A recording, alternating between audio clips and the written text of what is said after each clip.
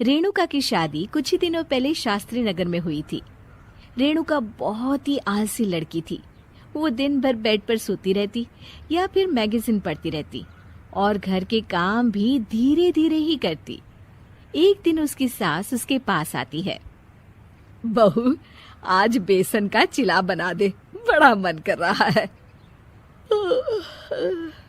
हाँ मम्मी जी, बनाती हूँ थोड़ी देर में। थोड़ी देर में?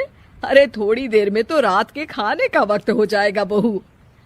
अच्छा मम्मी जी, तो फिर आप रात का खाना ही खा लीजिएगा ना। हे भगवान, कैसी आलसी बहू मिली है मुझे, हर काम को बस टालती ही रहती है। रेणुका दिन भर बस आलस पना ही करती रहती। एक बार रात के खाने पर सब बैठे हैं तो रेणुका का पति कहता है, अरे ये क्या, आज फिर से करेला? रेणुका, हफ्ते में तीसरी बार ऐसा हुआ है कि करेला बन रहा है। कुछ भी बना लिया करो। अरे इतनी सारी सब्जी मिलती है मार्केट में। हाँ, पर अब कौन मार्केट जाए और सब्जी लेकर आए, इसलिए जो था घर पर वही बना दिया। बहू, फ्रिज खोल कर देखती तो पता चलता कि सारी सब्जियां रखी होती है, पर तुम्हारा आलसपन खत्म हो तो तुम्हारी नजर जाए ना। विशाल कमरे में आकर रेणुका से पूछता है, रेणुका, मैंने कहा था तुमसे कि मेरे लिए रुमाल ले आना। मेरे सारे रुमाल खराब हो गए हैं। तुम ले आई क्या? आज नहीं गई, कल ले आऊंगी। ओफो, पिछले 4 दिनों से मैं यही सुन रहा हूँ। बिना रुमाल के ऑफिस जाना पड़ रहा है। तुम तो बहुत ही आलसी होती जा रही हो रेणुका। आपको रुमाल की जरूरत है ना, तो खुद ही खरीद लीजिए ना। हाँ, अब वही करूंगा। तुम्हारे भरोसे बैठा रहा तो कुछ नहीं होगा। एक दिन दरवाजे पर बेल बज रही होती है और रेणुका सोफे पर बैठी होती है, पर आलस में दरवाजा खोलती ही नहीं। अरे बहू, कितनी देर से बेल बज रही है? क्या कानों में रुई डालकर बैठी हो जो सुनाई नहीं दे रही बेल? मम्मी जी, अब आप आ ही गई हैं तो आप ही खोल दीजिए ना दरवाजा। क्यों मुझे ताना मारकर और देर कर रही हैं?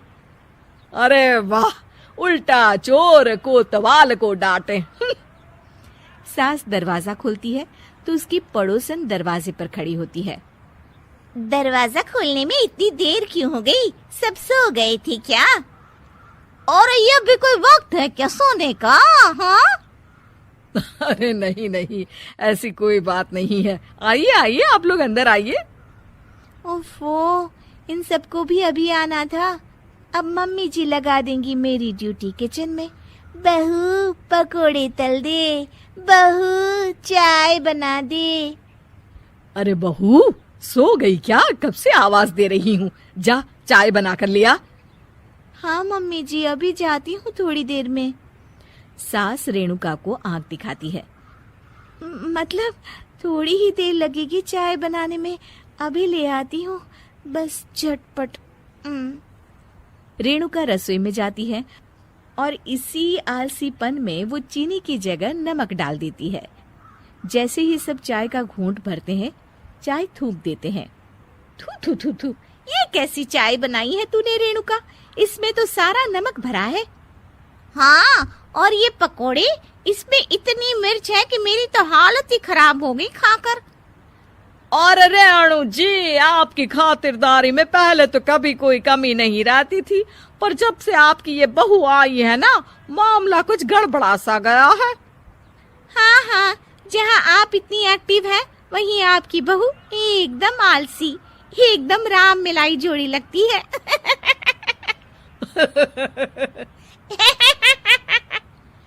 अच्छा जी, चलते हैं अब। नमक वाली चाय पिलाने के लिए बहुत बहुत शुक्रिया। सब वहां से चले जाते हैं। अरे तूने तो मेरी नाक ही कटा दी बहू। वे लोग क्या सोच रहे होंगे मेरे बारे में? मम्मी जी, मैंने तो शक्कर ही डाली थी, पता नहीं नमक कैसे बन गई शक्कर। शक्कर नमक नहीं बना बहू रानी, तुम्हारा ये जो आलसपना है ना, ये उसी का नतीजा है।